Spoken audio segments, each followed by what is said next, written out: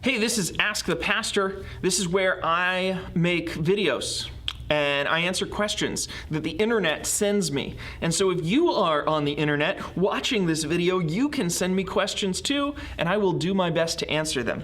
This question was sent in by Audrey. She asks, if Adam and Eve were the first people on earth, and they had two sons, Cain and Abel, how did they populate the earth? Did they fornicate with Eve? If so, what are those implications for marriages / commitments / premarital sex?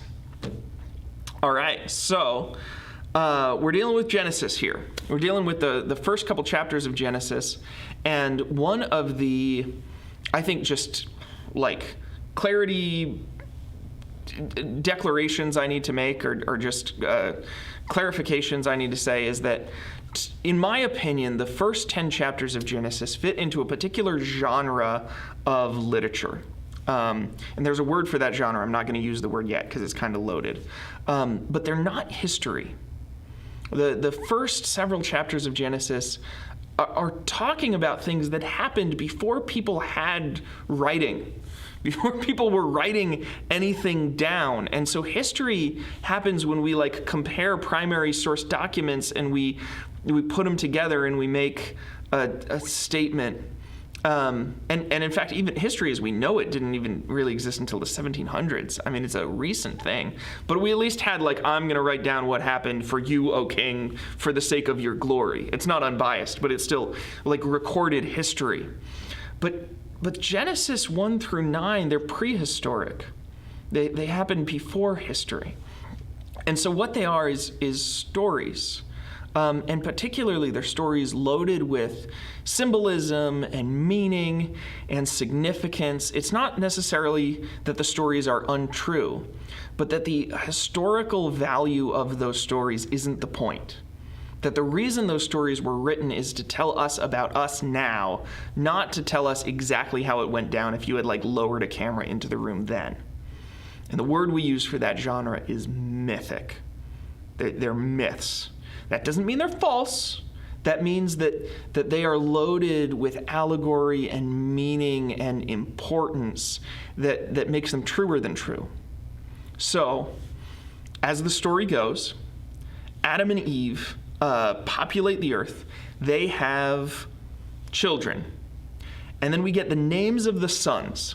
Now, if you're a literalist and you really do think this is history and God was there and he has a perfect memory and he told us what to write about the history, I don't think that's how the Bible asks us to read it. But if you want to read it that way, the answer goes, okay, well, we named the sons, but we didn't name the daughters. But there are daughters. And so the sons and the daughters, they make more children together. So they're sleeping with their sisters and not their mothers.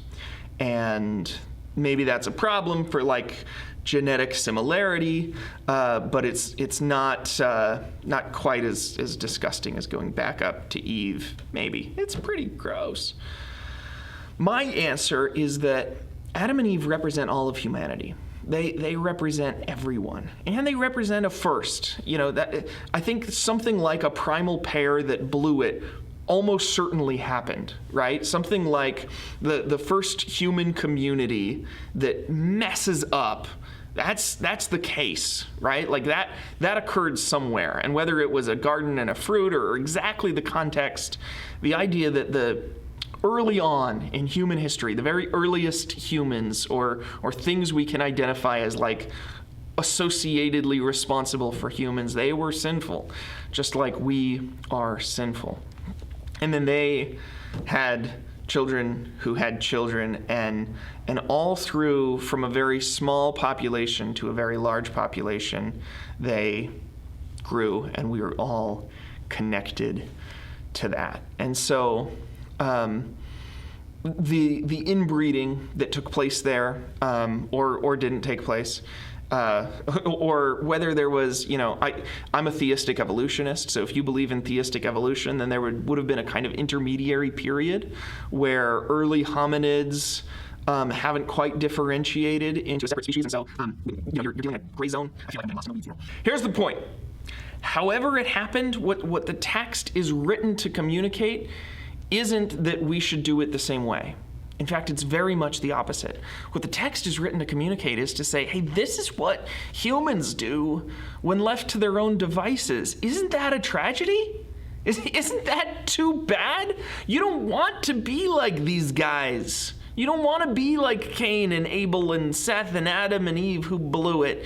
You want to be different. And if only there was some way to start over, to hit reset. And then we go to the next story and it's Noah's Ark and we're trying to hit reset. And then we go to Babylon and it's like, hey, maybe technology will fix us. Maybe if we've got this new exciting technology, it's called bricks, and maybe we can fix it that way, and that doesn't work. And we go through and there's this grand drama.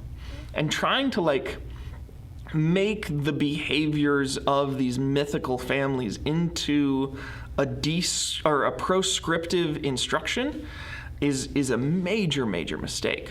What we're doing is we're telling a story, we're describing. It's descriptive rather than proscriptive. And so, no, that does not have a great deal of import on our own marriages or commitments or premarital sex instructions. But it's a great question. Thanks. Hey, if you liked this question, I hope that you will share it.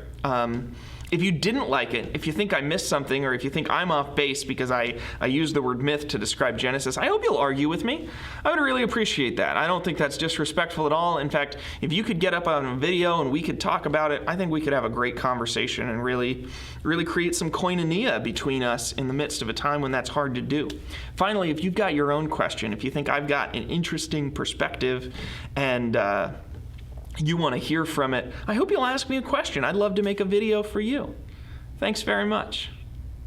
Oh, you might like these.